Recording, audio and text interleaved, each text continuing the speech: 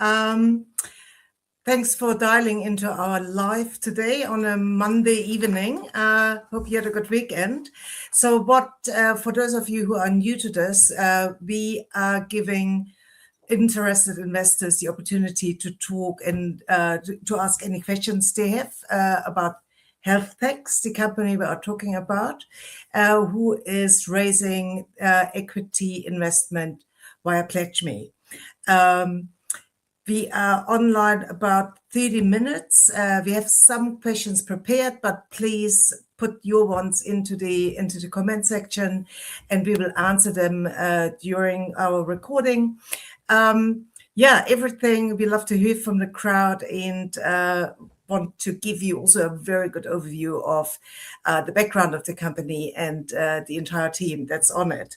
My name is Jackie. I'm helping to support companies to deliver their equity crowdfunding and crowd raising here on PledgeMe, and with me is Tim O'Donoghue from Healthtex Pharma. Hey Tim, how are you doing? Hi Jackie. Thanks. Good to be here. Yeah, great. You started at the moment. Your campaign is live, and you are at 80% of funding for your minimum goal, which is really amazing. What can you tell us a little bit more about Healthtex and the aim, what you are trying to do with the platform? Yeah, 80% already. It is exciting, and thanks to all those who have already come on board to be part of this story, and for trusting us so early on. So Healthtex in essence is a pharmaceutical company. We specialize in products for self-care. So we're very much into the idea that people should be allowed to have the opportunity to help themselves first before having to get in a queue and go to the doctor and having their lives disrupted. So I'm a pharmacist. I have been for well over 30 years now, and everything that underpins the entire Healthtex company has come from the customer, has come from the patient. So none of it was our idea. It really was all the idea of the customer. So that's fabulous. I'm really into customer-centric design of any product or company. In terms of the areas you are working, though, can you give us just a quick overview? As I know you have certain market segments you are concentrating on. Yeah, that's right. Well, in the end, we'll be covering most nuisance conditions in the healthcare and problems that you have. We can't tackle them all at once, and so we start off in the digestive health category, which we're already in. That's a huge category in the US, which is where we're targeting. It's a $10 billion category on its own. It's so many people have stomach problems, stomach upsets. Everyone can relate to that because we've all had them at some point. We're also very into weight management because it's a question that we've been asked forever as pharmacists, what can we do to help? But also it impacts back on digestive health. Allergy is another area that we're very strong on also. And the final one that we're dealing with in this phase is pain management. So those are four very common things that people are trying to manage every day at home at some point or other. So I understand this correctly. These are all kind of conditions that are, repeat conditions like asthma or like any allergies. They're coming and going. So you need a product then, but you don't really need to go to a doctor, or you have had a prescription from a doctor before, but you can actually self-manage. Yeah, it's a good question. We draw a very definite line about what we're talking about here are nuisance self-care conditions. So they are not life-threatening. So, for example, asthma could be if it's not managed. So we don't include that. We're including all the things like the allergies that the eyes, the nose. Yes, it could affect the breathing at times, but we call them the nuisance conditions. They still need a really good medicine and good advice. but they don't need a prescription. So think of it really more as the non-prescription medicines. Yeah, and I understand you have developed already 14 products for launch, so they are ready. They are or they have been through approval, but you have launched one specific product first that I have seen. Can you talk a little bit more about that one? Yeah, and so have a lot of Kiwis seen, if they haven't realised that they've seen it already. Yeah, the story goes back to quite some years, actually. Myself and another Kiwi pharmacist called John Foreman, who's also on the Healthtex co-founder team. We co-founded a chain of pharmacies in London, which these days we've got 22 of them. They're managed by John. He's the CEO now of that one, and they're called Greenlight. And a lot of Kiwis who've travelled have seen it before. It's a new style of pharmacy. Yeah, it's a new style of pharmacy. We do a lot of services and so forth. What Healthtex is actually something of a spin out, because we make the customer and the patient the absolute focus of that model. And we were speaking to people. In fact, as part of a master's degree, I was trying to research why people did or didn't take their medicines. And so we were hearing all these different problems from people. And one that kept coming round and round, which is not that much fun to talk about at a barbecue, but it's amazing how common it is hemorrhoids and itchy butts. Now, 75% of all adults over the age of 30 will experience this. In fact, plenty under the age of 30. In other words, at some point, 3/4 of all adults will get this problem. And in the pharmacies, people from all around the world were really unhappy with the treatments for that problem. So I set about working with them to come up with something different, something extra that might work better than what was already out there. And over the years, we hit on the exact right formula. People loved it. And we decided that we were going to, when we rolled it out, we would start in New Zealand for the en masse part of it. So it's called Asteroid Ointment. And it's been in pharmacies it's been in pharmacies now for 3 or 4 years in New Zealand. It's been a hit. Kiwis have spent about $1 million on it. It's our lead product in the US now as well, because we got an FDA listing for that one as an OTC medicine. We're really excited about it. And that's the first one that's now already going into US households. Now, it should make the point that in the US, our model is completely e-commerce.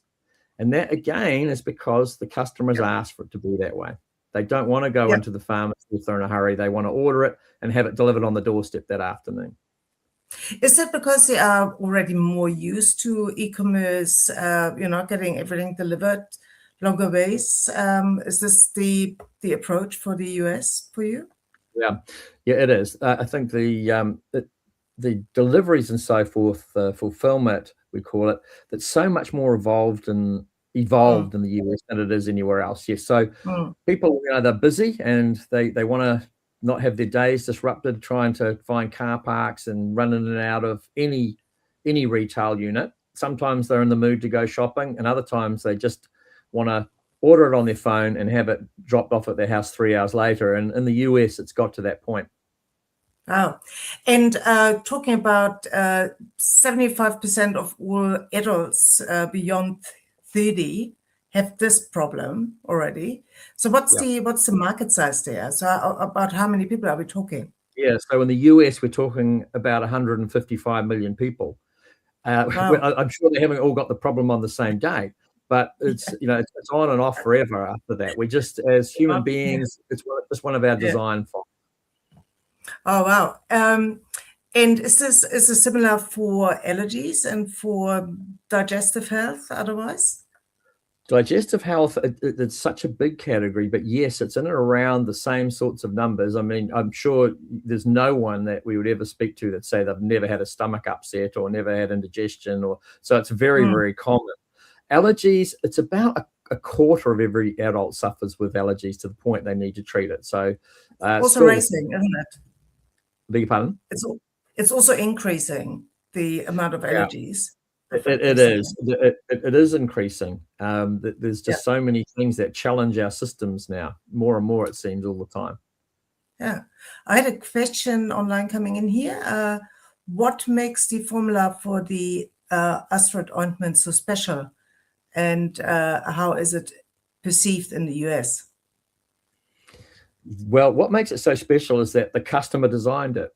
There was all sorts of things that you would think of that you might put into a formulation as a pharmacist, but we went the other way and saying, what is it that you were looking for? And people saying, I want something that works fast. I want something that lasts long. I want something that kills the pain. I want something that stops the itching. I want something that provides more protection. I want something that shrinks them. So the list was really, really long, and it was quite, took quite some skill and years working with the customers, and they would give us feedback the whole time. And it was a bit like Goldilocks trying to get trying to find the right bed, that wasn't too hard or too soft. That's the first thing that's special about it. The ingredients themselves have been around for a long time and are safe, but it's getting them a bit like a chef is the closest way I could explain it to you. You could give a chef, or you give the best chef in the world the same ingredients as you at home, and they'll come up with a way of presenting it better. So I think that's part of it. But actually making it what is special, it's very hard to make en masse. It's quite complicated, this formula, to the point that it's a trade secret. So we can tell you it's special, but the other thing that is special about it, that as far as anyone can tell that's looked at it, the FDA listing that we have, once the formula has been examined, is the only one for treating hemorrhoids, OTC, in the US that has a 5-way action. And that simply happened because we tried to create a formula that met the requirements, the wish list of everybody. And so we almost accidentally came up with this very special formula. There doesn't seem to be a single one like it that has a 5-way action. And because of the way it works, the way it's been formulated, it's the only one that is allowed to make on the label claim that it's rapid acting. Okay, for investors, it might be really interesting that you have a trade secret on the formula, so it's not that it's easy to repeat very quickly. Is there? There's another question coming in. How did you determine the order of introducing the new products? Meaning, from the hemorrhoids via allergies and so on. What made you decide on your sequencing? It was a combination of the customer need and converting this into a business proposition. So the gap in the market clearly was this hemorrhoid problem. People were really unhappy with the treatment, so that sort of directed us. Well, that would be the clear one to go into market with first. So that put us into the digestive health category straight away. And from there, the strategy is to keep offering other products in the digestive health category next, because those are the ones that will also help people manage these problems. So it seems to be our entire business model, and everything we've ever done is all consumer driven. Fabulous. And do you have one there? Do you have one of the Asteroid products there, just for showing that it is also? Yeah, this is looking very caring. Like. Yes. Well, but by speaking, because the consumer was involved in this, even first of all, they were very unhappy about the names of the other products that they were being recommended. It just didn't make them feel good about themselves. They always seem to be something like ano, recto, procto, and people were very open talking to the pharmacist, saying, I just don't even like having it around. And again, the comments came, why can't they look like they've come from a beautiful fragrance house instead of a hospital pharmacy? So we took all of this into consideration and came up, first of all, with an inoffensive name. And that took a long time to land on too. It's globally trademarked Asteroid. There's a little hint of fun in it, but really what we were trying to do was desensitize people to the problem with an inoffensive name, and that the packaging, if it was sitting up there with all the fragrances, it wouldn't look out of place. And again, that was what the customer wanted, not what we wanted. Someone has to listen, Tim. So to be very clear again, the other products you have developed they are ready. They are just waiting to be deployed onto those platforms. Not all of them in New Zealand. That's right. Asteroid is in the New Zealand market and is continuing to grow rapidly. That's through pharmacy, and we really wanted to test it out with an audience, so to speak, and it's been hugely popular. But from the investor's point of view, this is a US platform, New Zealand owned. So it's a US pharmaceutical company, New Zealand owned, and many of the products are going to be coming out of New Zealand, the ones that we're able to make. The rest of the products are in the pipeline will be following the exact FDA listing mechanism into the US households in behind Asteroid, and they're sitting there just waiting to be activated. All the work has already been done, and part of this raise is to put the stamp on them to allow them to be released into market. Exactly, we are coming to that too. Yeah, it's really good to see a company that is going actually directly into the bigger market to get sustainable quicker for delivering to other markets. There's another question, are there any plans for moving beyond the US market in the future? Yeah, there are. This is all just part of, we plan to become global, and this is one of the reasons we really want to make this a Kiwi company, is that it was known as being a Kiwi company. So the process is to begin in the US, where the market is big, and we already have the FDA listing and the whole process in place. But we're aiming to go into Europe within 2 years. So yep, that's another big market. We've been working on it for many years, actually. Well, but you have that experience from that market, right? Oh yeah, absolutely. I've been registered as a pharmacist for well over 30 years in the UK still, and we've been working in Europe for years, actually, through our UK pharmacy. So that part of it's pretty easy for us, but it's the American part with the very big markets who are underserved in self-care. It's very expensive for someone in the US to go to the doctor. I think that's a key point in this story. And we've been speaking to US customers for years. Yeah. You're going to the doctor in the US. The way I could explain it sitting here in the Waikato tonight is that it's a bit like going to the dentist in New Zealand. You're really saving up and decide, what could happen? How expensive could that be?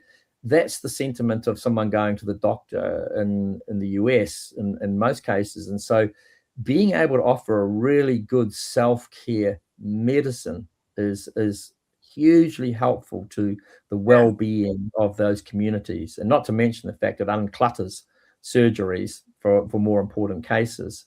So US first, that's really, we've done all the hard work. The grind's been done over many, many years. So we're looking forward to the fun part, which is the expansion in the US. And very quickly, we'll be moving into a second home ground for us, which is the UK and Europe. Yeah. Why? I mean, that question pops up directly, right? Why did you not found the company in the UK or in the US, knowing that it's not easy to kind of to get all the growth funding in New Zealand when you try to push hard into for growth of company? What did drive your decision? Well, I have to say it's a very personal thing, but in all the years that I've been working in other countries, I really feel like New Zealand has to have more products that we export, products that are not going to be affected by a hailstorm and affect the economy, products that provide more jobs. And so we could have launched this in other countries, but being a New Zealander, I really wanted to almost leave a legacy type company, including products in New Zealand that would contribute to the wealth through export for the whole country. So it's that simple. I'll be honest. That was why we chose to do it from New Zealand. We knew there'd be a few more challenges involved, but already we don't regret that we've done it, because we pull up to factories in Nelson, the contract manufacturers in Nelson and Auckland, and you see people, working on your products. All the other Kiwis that have already had jobs because of this, and not to mention that we're flying the flag in other countries. I think it's great for New Zealand. Yeah, it's so cool to see, I have to say. Kind of, in the current world, especially, even if you are delivering into those other markets. There is another question. Maybe I can start this with, what's the minimum investment if someone wants to invest in equity in your company?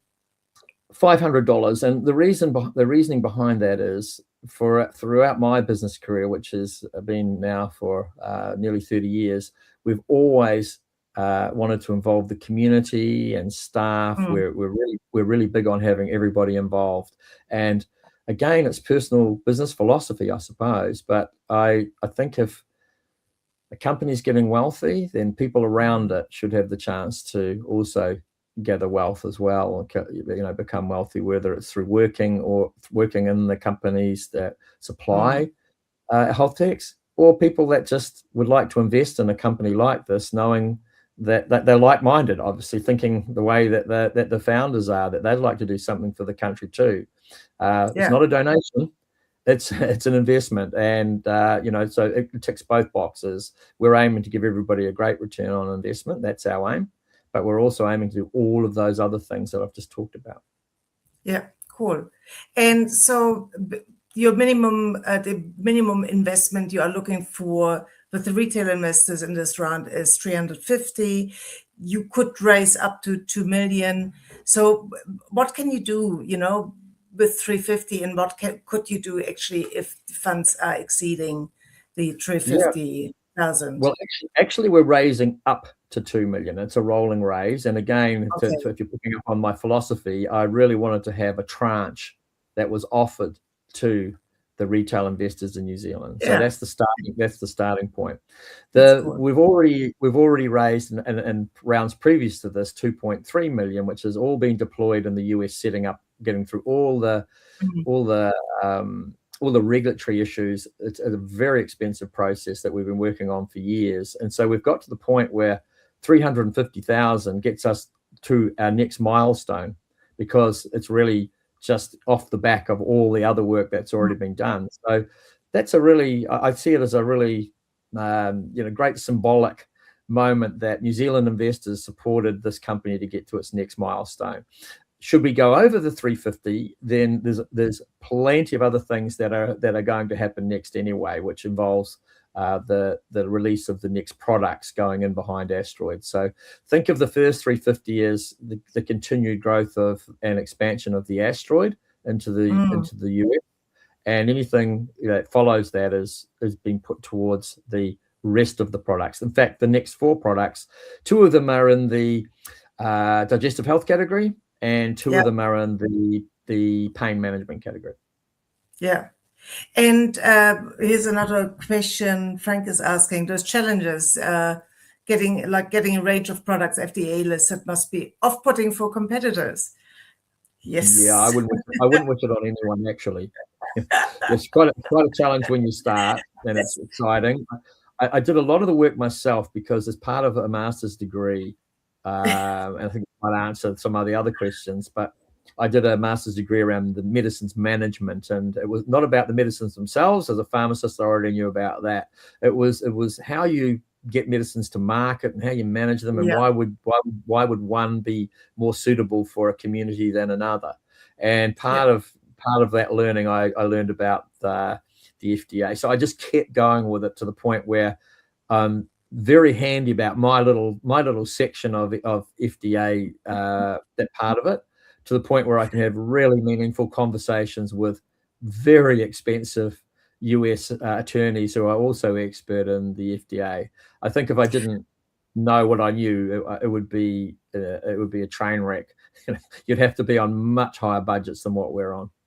Yeah, so it's a deep knowledge of the channel to markets, right? The distribution channel, the differences in the certain regions, and so I remember you told me that in the beginning the cost of the lawyers in the US were kind of quite high. Do you want to repeat this? I think I remember that one. I remember sort of looking at the quote for the attorneys who are specialists around the FDA parts of it, which is a specialized area there, of course. And it was the equivalent, an hour of their fees was the equivalent of working for 3 weeks as a pharmacist in New Zealand. So, incredible, it was eye-watering. Yeah. But that is behind, right? Yeah. Well, that's all been done. That's all been done. Yeah. Just kind of being clear about what, the use of fund is, so getting out there. I think from there, from the investor point of view, there's a natural moat and all that. Good luck trying to, do all of that, because of course it's more than an hour's work they're putting up. It's a huge amount of work that they require to sign off on things. So it gives you an idea of the costs and where all the money has gone from previous raises, whose pockets it's sitting in now. So we can agree with Frank, who says, he comments, it sounds like it would be hard to replicate and quite expensive, right? You just answered it, I guess. It would be, but look, I think there's a bigger point than that, to be quite honest. Focusing on one product and one listing process is probably a misunderstanding. From an investor point of view, what is very hard to replicate is going to be the fact that you might move heaven and earth and try and copy off one product, but we'll have 14 products. Our aim is to, with a $2 million raise, we would have 14 FDA listed products in households by the end of next year. That's a brand, and it's built on around pharmacist knowledge, and there's a lot to it that is virtually impossible to replicate, because it involves the people and the personalities as well built into the brand. Yeah, so there are many good ideas out there, but you have to know how to commercialize it and how to bring it into the right channels, right? And so you seem to have done that. Frank says, thanks. You answered his questions. Thank you, Frank. There was another question about how come that you have been able to get products FDA listed. I don't know if that is kind of talking about any. You are able. Look, if you are able to. You've got the prerequisite is they have to go through a lot. There's quite a process to go through on the cost. But there's so much more to it than that. If I briefly touch on it, there'd be things like that every ingredient, the formulation is scrutinized for its safety and also its effectiveness. Of course, does it actually work and is it safe? So all that comes into it. They have to be made in a FDA certified lab. Even that is a real issue. Or everything to do with the label claims, the packaging, the amount of the size, the font, the point work on where the commas go, what's in italics. The FDA is hugely strict about those sorts of things. A comma in the wrong place, and you've broken any amount of rules. Right down to what the readability is and the words to space ratio on packaging. So there's a whole lot to do with that. And then each batch, the first 3 batches don't even get released until they've had stability tests done at FDA, level labs. And even after that, once you're underway, you've got to keep pulling batches out and have them put on 2-year antimicrobial and stability tests, where they're being looked at every month to see, is this, this is what's required to have FDA listed products and market in the US. It's very, very strict, very expensive, but you know what? There should be, because they're for people. Well, they're medicines, they're not cosmeceuticals. Okay. They are medicines. That's right. So, what is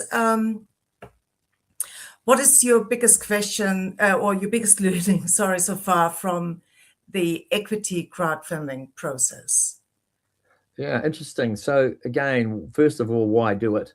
Again, to repeat, it matches up with our company culture that there should at least be a tranche offered to.